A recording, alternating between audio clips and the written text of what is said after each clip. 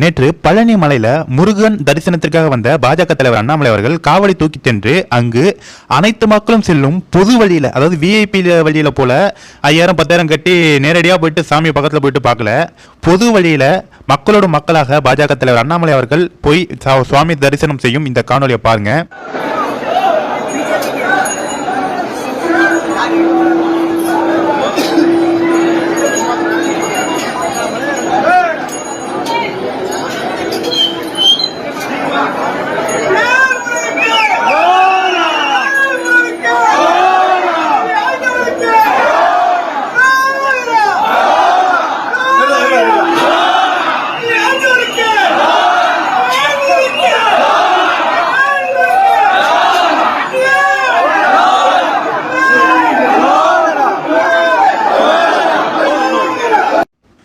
கண்டிப்பாக இந்த வீடியோவை பார்த்துருப்பீங்க. அதாவது பாஜக தலைவர் அண்ணாமலை அவர்கள் நினைத்திருந்தால் நேரடியாகவே சுவாமி தரிசனம் போயிட்டு பண்ணியிருக்கலாம். ஆனால் அவர் முருகப்பெருமான எப்பொழுது எந்த கோயிலில் போனாலுமே அவர் பொதுமக்களோட மக்களாக தான் நம்ம பாஜக தலைவர் அண்ணாமலை அவர்கள் சுவாமி தரிசனம் செய்வார். அது மட்டும் இல்லாமல் அங்கே முருக பக்தர்கள்லேருந்து அனைவரும் பாஜக தலைவர் அண்ணாமலை அவர்களுக்கு எப்படி பிரம்மாண்ட வரவேற்பு கொடுக்குறாங்க அப்படின்னு பாருங்க.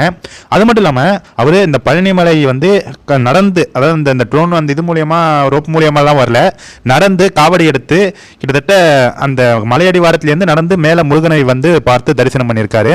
முக்கியமா அங்க பாஜகவுடைய முக்கிய நிர்வாகிகள், பழனி திண்டுக்கல் மாவட்ட தலைவர்கள் எல்லாம் இருந்திருக்காங்க.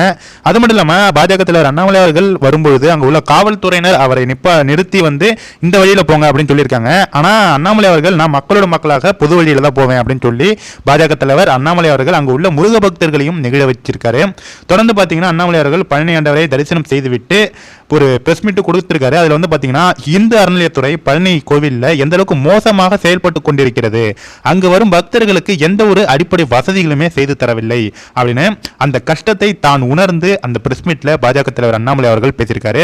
கண்டிப்பா மக்களுடைய குறைகள் என்ன அப்படின்னு மக்களோடு மக்களாக வாழ்ந்து அந்த குறைகளை கேட்டறிந்து அதற்குண்டான தீர்வை சொல்வதுதான் ஒரு நல்ல அரசன், நல்ல மன்னர் மற்றும் நல்ல ஒரு முதல்வருக்கான ஒரு அறிகுறி. அது நம்ம முதலமைச்சர் ஸ்டாலின் கிடையாது.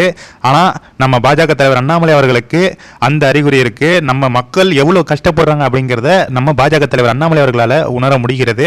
கண்டிப்பாக ஒரு படித்த இளைஞர் பாஜக தலைவர் அண்ணாமலை அவர்கள் நம்ம தமிழ்நாட்டுடைய முதலமைச்சராக வந்தால் தமிழகத்தில் எந்த ஒரு பிரச்சனையுமே இருக்காது. பூரணம், மதுவிலக்கு போன்ற பல மக்களுடைய பிரச்சனைகள் தீர்த்து வைக்கப்படும். கண்டிப்பாக இந்த வீடியோ எல்லாருக்குமே ஷேர் பண்ணுங்க ஃப்ரெண்ட்ஸ். தேங்க்யூ.